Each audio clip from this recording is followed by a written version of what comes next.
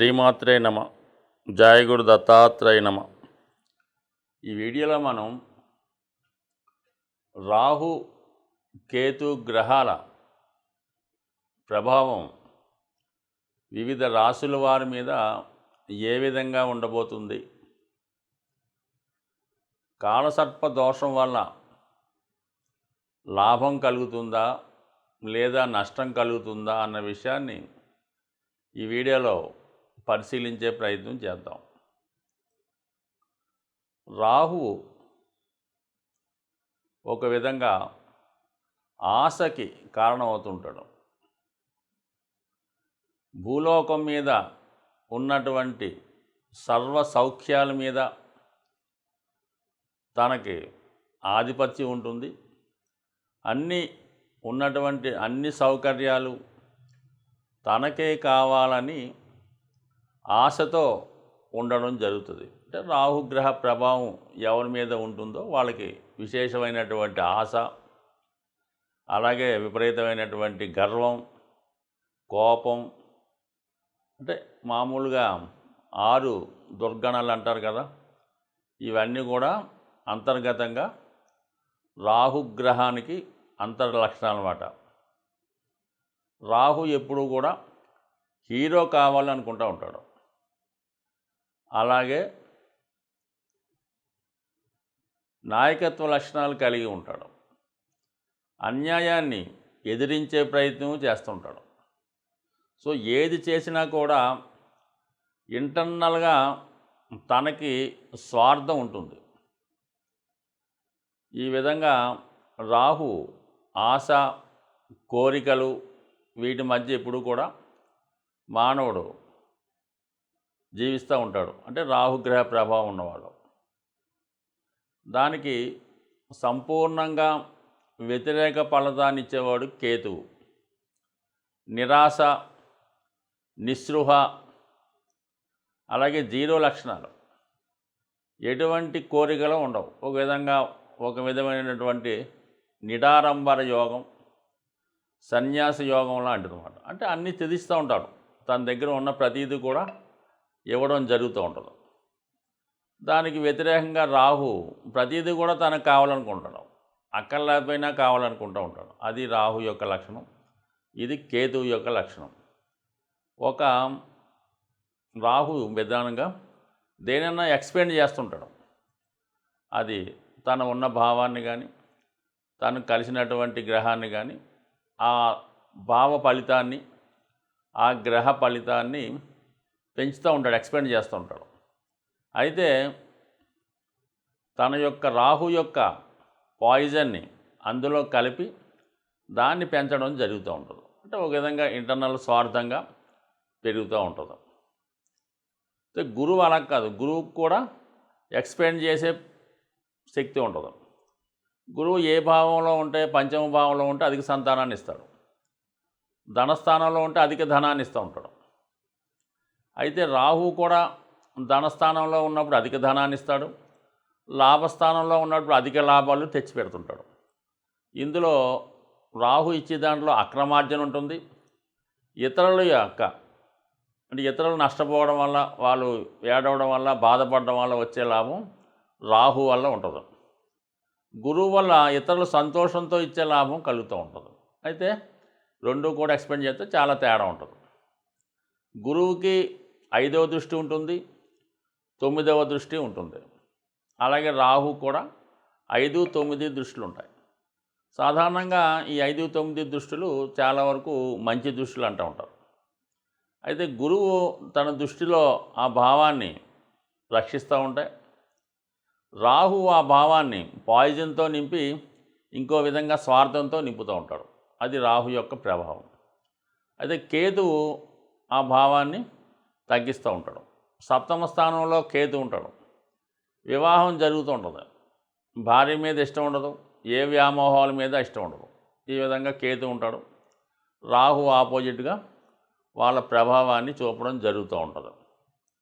So మరి ప్రస్తుతం ఈ రాహు కేతువుల సంచారం, రాహు మీనరాశిలో ఉంటూ గురువు యొక్క రాశిలో ఉండడం వల్ల, అలాగే ఎటువంటి గ్రహాలతో కూడా కలయిక లేదు రాహుకి.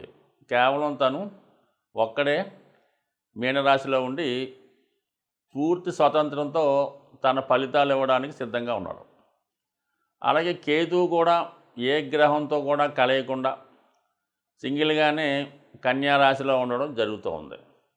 సో ఈ 2 గ్రహాల ప్రభావం మరి వివిధ రాశుల మీద ఏ విధంగా ఉండబోతుంది అన్న విషయాన్ని చర్చిద్దాం. అలాగే దీని పరిహారం ఏ విధంగా చేసుకోవాలన్న విషయాన్ని కూడా ఈ వీడియో చివరిలో తెలుసుకునే ప్రయత్నం చేద్దాం.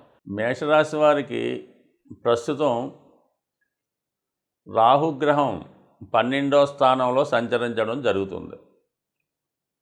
సో ఈ కారణం వల్ల జాతకుడికి ఈజీ మనీ మీద ఆశ ఎక్కువగా కలుగుతూ ఉంటుంది. తొందరగా డబ్బు సంపాదించాలి, సులభంగా డబ్బు సంపాదించి దాన్ని ఏదో రియల్ ఎస్టేట్ బిజినెస్లో పెట్టాలి, దాంట్లో బాగా పెద్దవాడవ్వాలన్నటువంటి ఆలోచనలు ఎక్కువగా వస్తుంటాయి. సో ఈ కారణం వల్ల జాతకుడు మరి తన స్థాయికి మించి పెట్టుబడి పెట్టే అవకాశాలు ఉంటాయి. అయితే చాలా వరకు ఈ సమయంలో జాతకుడు మోసపోవడం జరుగుతూ ఉంటుంది. కొంతమంది మిత్రులో ఇతరులో జాతకుడి యొక్క ధనాన్ని చూసో అతని యొక్క మంచితనాన్ని చూసో పలానా షేర్లో ఇన్వెస్ట్ చేస్తే ఇంత ధనం వచ్చేస్తుంది, లేదు మనం పలానా గేమ్లో పెడితే మనకు వస్తుంది, లేదంటే ఒక పందెంలో పెట్టడం వల్ల 1కి 5 ఎందులు వస్తుందని జాతకుడిని ప్రలోభ పెట్టి అతనికి ఆశ చూపి అతనితో పెట్టుబడి పెట్టే అవకాశం ఉంటుంది. సో ఇది ఖచ్చితంగా జాతకుడు ఈ సమయంలో తొందరగా నమ్మడం వల్ల నష్టపోవడం అనేది ఎక్కువ శాతం జరుగుతుంటుంది. ఎందుకంటే 12లో రాహు ఉన్నాడు. అయితే ఫర్ ది సేమ్ టైం అది ఎవరైతే జాతకుడితో ఇన్వెస్ట్మెంట్ చేయించారో వాళ్ళకి కలిసి వచ్చే అవకాశం ఉంటుంది. కాబట్టి ఈ సమయంలో జాతకుడు ఎట్టి పరిస్థితుల్లో కూడా ఈజీ మనీ కోసం ఆశపడకూడదు, అధిక వడ్డీకి ఆశపడి ఎవరికి రుణం ఇవ్వకూడదు.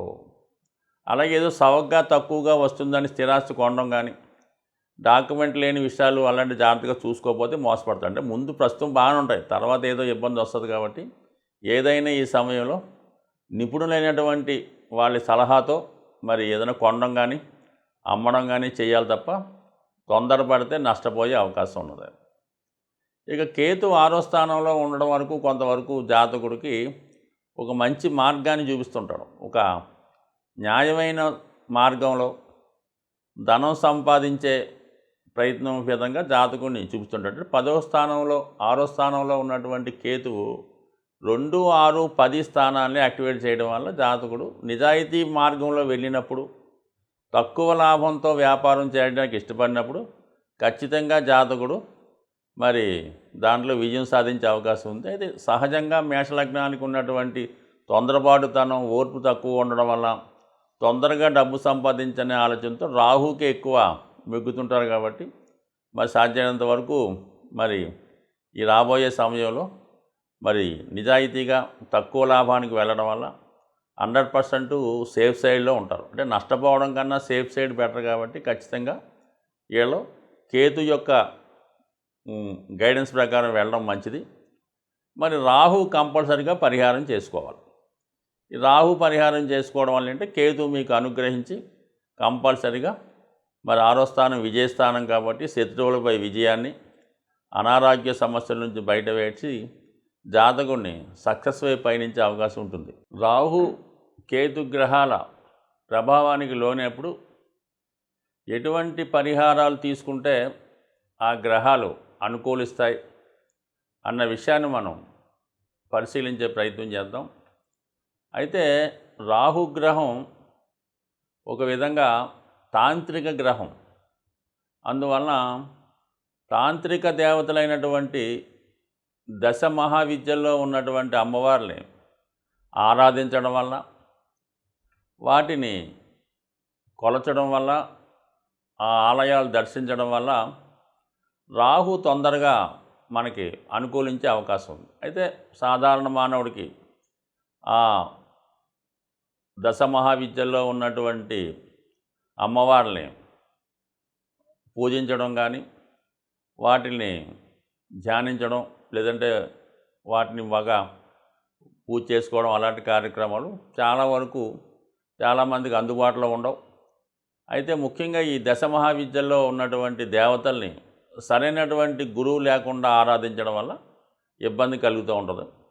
అయితే ఏంటంటే అటువంటి దేవాలయాలు ఉన్నప్పుడు, దగ్గరలో ఉన్నప్పుడు, లేదనుకోండి దక్షిణ కాళి, మహాకాళి, కనకదుర్గ ఇలాగా శక్తి స్వరూపాలతో ఉన్నటువంటి దేవతలు, ఇది సింహం మీద అలాగే పులి మీద ఉన్నటువంటివి, శూలం ధరించి ఉన్నటువంటి దేవతలు, వీళ్ళని మీరు ఆరాధించడం వల్ల ఊరికే ఏమి ఎక్కువ చేయక్కర్లేదు. ప్రతి శుక్రవారం రోజు వీలైతే ఒక 8 శుక్రవారాలు అమ్మవారి ఆలయానికి దర్శించడం వల్ల ఖచ్చితంగా మీకు రాహు యొక్క అనుగ్రహం లభిస్తూ ఉంటుంది. అలాగే కేతు ఇంకా అందరికీ తెలిసిందే, ఎంతమందిని పూజించినా ఎటువంటి ఫలితం రాదు. కానీ కేవలం విఘ్నేశ్వరుణ్ణి ఆరాధించడం వల్ల కేతువు తొందరగా అనుగ్రహం రావడం జరుగుతూ ఉంటుంది. అంటే కేతు అంటూ అనుగ్రహించాడంటే మిగతా గ్రహాలు ఏది కూడా ఇవ్వలేనటువంటి ఫలితాన్ని, లాభాన్ని కేతు గ్రహం ఇవ్వగలడం. కావాలని విఘ్నేశ్వరుణ్ణి ముఖ్యంగా సంకటహర చతుర్థి, అలాగే వినాయకుడిని గరికతో అర్చించడం, లేదంటే గణపతి హోమం, లేదంటే వినాయకుడి టెంపుల్లో ఉండ్రాళ్ళు ప్రసాదంగా పెట్టి పంచిపెట్టడం, ఎప్పుడూ కూడా ఇలాంటి సింపుల్ రెమెడీస్తో మరి రాహు కేతువుల యొక్క అనుగ్రహానికి పాత్రలవడం మంచిది. ఒక విధంగా రాహు అనుగ్రహిస్తే ఎవ్వరూ ఇవ్వలేనటువంటి అఖండ ఐశ్వర్యాన్ని రాహుగ్రహం ఇవ్వడం జరుగుతుంది. అలాగే కేతువు ఆధ్యాత్మిక రంగంలో అత్యున్నతమైన వ్యక్తులుగా తీర్చిదిద్దే ప్రయత్నం కేతు గ్రహం వల్ల రావడం జరుగుతూ ఉంటుంది. ఒక ఆధ్యాత్మిక రంగంలో అభివృద్ధి చెందాలన్నా, శాశ్వత కీర్తి పొందాలన్నా కేతుగ్రహాన్ని ఫాలో అవ్వాలి. అలాగే మెటీరియలిస్టిక్ వరల్డ్లో అపర కుబేర్లుగా మారాలంటే రాహుగ్రహాన్ని ఫాలో అవ్వాలి. సో ఏదైనా నిజాయితీగా, న్యాయంగా వెళ్ళినప్పుడు ఖచ్చితంగా ఏ గ్రహం అయినా అనుగ్రహించే అవకాశం ఉంటుంది. స్వస్తి.